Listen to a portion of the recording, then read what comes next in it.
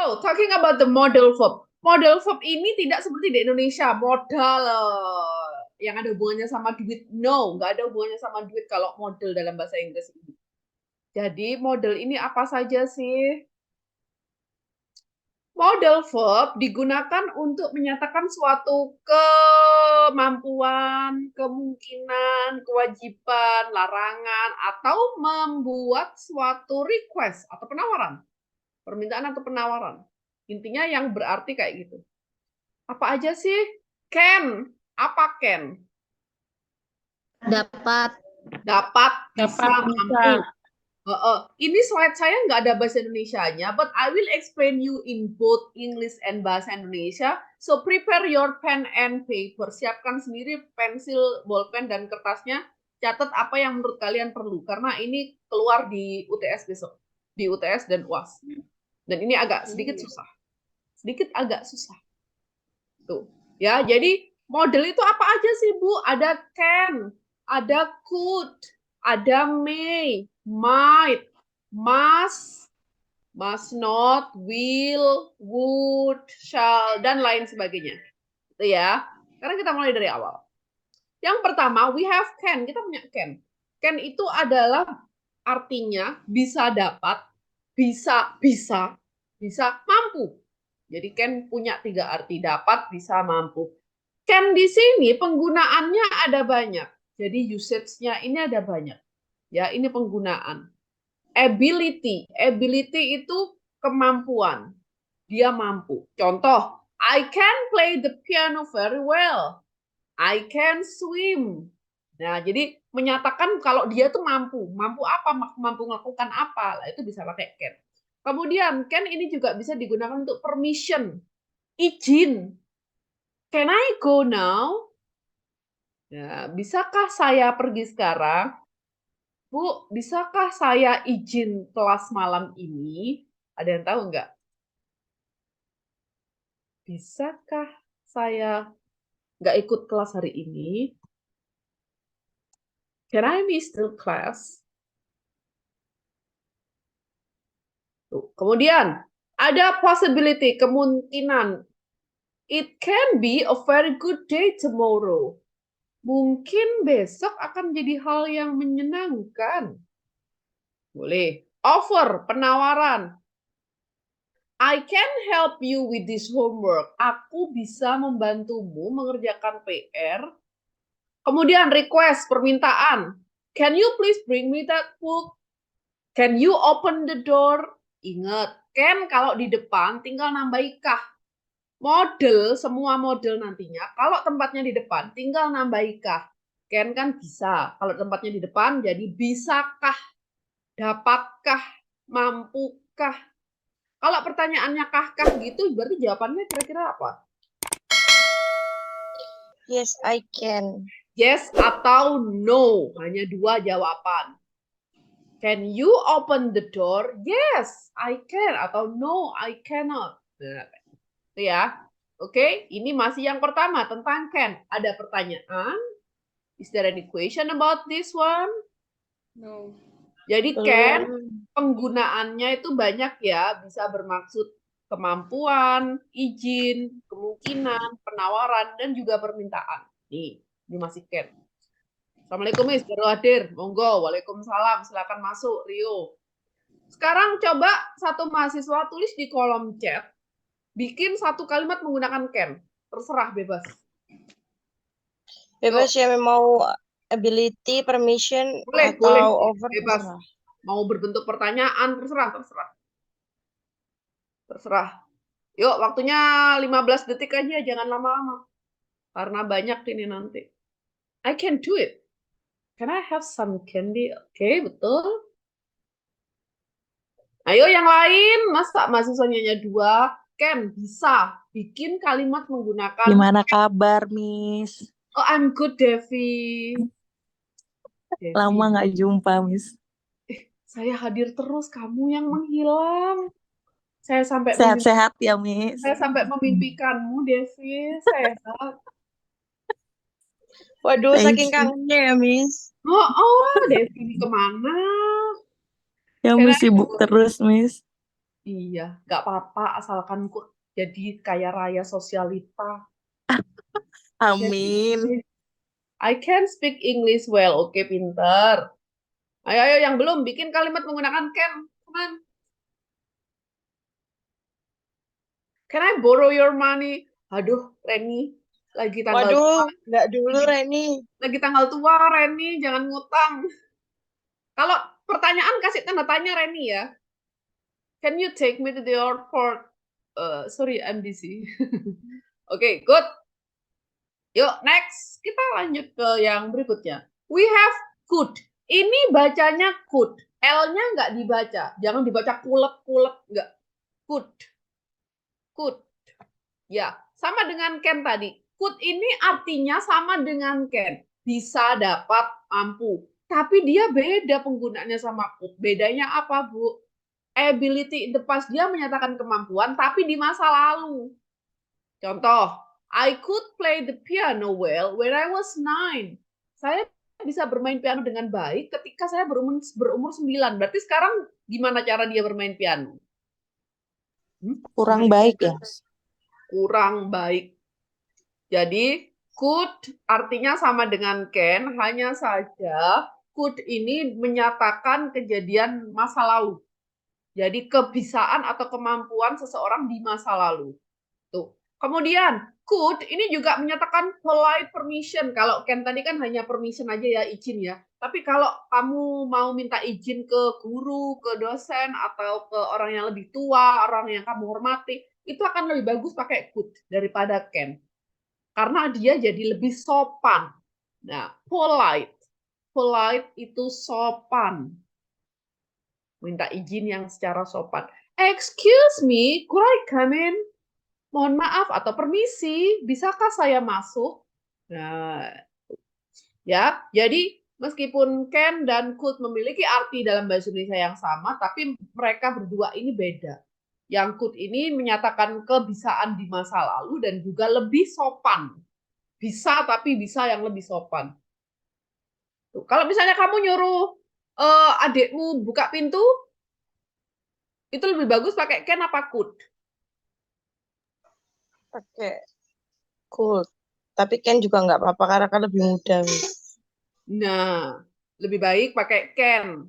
Jadi sama temen juga lebih baik pakai can. Tapi kalau temen yang baru kenal, lebih sopan pakai could. Itu ya. Yuk, next we have possibility. A storm could come here tomorrow. Badainya kemungkinan akan datang besok. Jadi bisa jadi kemungkinan juga. Polite offer, penawaran yang lebih sopan. No problem, I could give you a ride. Aku bisa memboncengmu. Jadi ngasih tawaran tapi yang lebih sopan. Kemudian, permintaan yang lebih sopan. Could you please read the book loudly? Bisakah kamu membacakanku buku dengan lebih keras? Nah, jadi lebih sopan itu pakai could daripada pakai can. Itu ya. Sekarang silakan bikin kalimat menggunakan could. Jangan lagunya Raisa. Could I go to the toilet? Boleh? Ayo. Kok hanya Aziza? Mana ini yang lain? Could. Could. I could have helped you. Nuris Soimah. Ayo ngambil kalimat dari mana Nuris? Ayo, grammarnya ini luar biasa. Padahal saya belum pernah ngajarin grammar itu. Tapi kalimatmu sudah bagus sekali. Yuk, yang lain. How could you? Was Ratna ini biasa disakiti seperti ini. Itu kalau tanda tanya ya. How could you? Bisa-bisanya kamu ya. Itu bahasa Inggrisnya. How could you? Ayo, masih 3. Yang lain? Liva ini hadir enggak? Rio hadir enggak? Jagat ini hadir enggak? Enggak, saya absen nanti kalau enggak aktif. Ya, nggak ada lagi? Oke, lanjut. Next, we have May. Oh, ini ada lagi. Could you take a photo of me? Ya, betul. Sekarang yang berikutnya, we have May. May ini dalam bahasa Indonesia artinya bulan Mei. Tapi juga bisa berarti kalau di model dia berarti apa? Ada yang tahu nggak? May. Bisakah? Boleh. Tapi sebenarnya juga sama ya. Bolehkah? Boleh, bisa. Sebenarnya sama aja sih. Jadi penggunaan may ini bisa ada dua. Bisa untuk izin. May I leave the group chat misalnya. Bolehkah saya meninggalkan keluar dari WhatsApp group? May I leave? Boleh. Kemudian bisa juga untuk possibility, kemungkinan. The astronauts may discover life in other planet. Astronot mungkin saja menemukan sebuah kehidupan di planet lain. Nah, jadi may ini bisa jadi boleh. Sebenarnya sama aja. Cuman yang lebih sering kepake sih kalau dalam bahasa Indonesia artinya jadi boleh. May, boleh. Next we have might. Nah, kalau tadi ada can, ada could yang artinya sama. Kalau sekarang kita punya may and might. Ini juga artinya sama. Bacanya might. Nggak usah G dan H-nya dibaca. Might, nggak usah. Might. Biasa aja, might. Tuh, ini menyatak bedanya apa? Kalau might ini lebih sopan. May I take you home? Bolehkah saya mengantarmu pulang? Possibility, kemungkinan I might visit her tomorrow if the weather is nice. Saya mungkin bisa mengunjunginya besok kalau cuacanya lagi baik, lagi bagus. Tuh. Ya, jadi kalau tadi ada can, ada could, ada may, ada might. Next, we have must. Apa must artinya? Must artinya dalam bahasa Indonesia apa? Harus, Miss. Harus. You must do the homework. Kamu harus mengerjakan PR, obligation, kewajiban. You must do the homework. Kamu harus mengerjakan PR, wajib. Certainty, kepastian. He must be at the cinema, Mo. Dia pasti, ya bisa jadi pasti. Dia pasti lagi di bioskop sekarang. He told me about that yesterday. Soalnya kemarin dia bilang, ngomong. Sekarang coba bikin kalimat menggunakan must. Must. Bikin kalimat menggunakan must. Ya gampang-gampang aja. You must be honest. Betul. I must do it right now. Yes. Kalau enggak selesai, enggak digaji Ratna ya. Jadi harus dikerjakan sekarang. I must ask my father. Ngapain tanda tanya? Saya harus bertanya sama bapakku. Nggak usah tanda tanya, kan bukan kalimat tanya. Next. Dah, nggak ada lagi. Oke, next. Nah, kalau sekarang dalam bentuk negatif, itu gampang. Setelah model, ditambahin not, itu udah jadi negatif. Must not. Harus, tidak harus. Can, cannot, bisa, tidak bisa. May not, boleh, tidak boleh. Nah, jadi tinggal nambahin not aja. Kemudian di sini kita punya must not. Must tadi kan artinya harus, berarti di sini tidak harus dan ini untuk larangan. You must not be here. Kamu tidak seharusnya di sini. It's dangerous. Berbahaya. You must not love me anymore. Gitu ya Reni ya. Ya. Next we have will. Ini udah gampang. Will artinya apa? Akan ini punya banyak istilah. Ada will, ada would, ada shall. Artinya sama-sama akan. Kita cari tahu bedanya. Will yang pertama, akan, itu bisa berarti prediksi. I predict that it will rain tonight. Saya prediksi bahwa malam ini akan hujan. Will juga bisa berarti promise. I will finish all the homework by Tuesday. Saya akan menyelesaikan semua PR di hari Selasa. Spontaneous decision. I will lend you some money. Aku akan mengutangimu uang, meminjamimu uang. Jadi memberikan keputusan secara spontan atau pokoknya kegiatan yang akan kamu lakukan tapi secara spontan. Misalnya telepon berdering. I will pick up the phone. Gitu ya. Jadi pakainya will karena spontan. Kemudian ada request atau demand, permintaan. Will you please give me that book?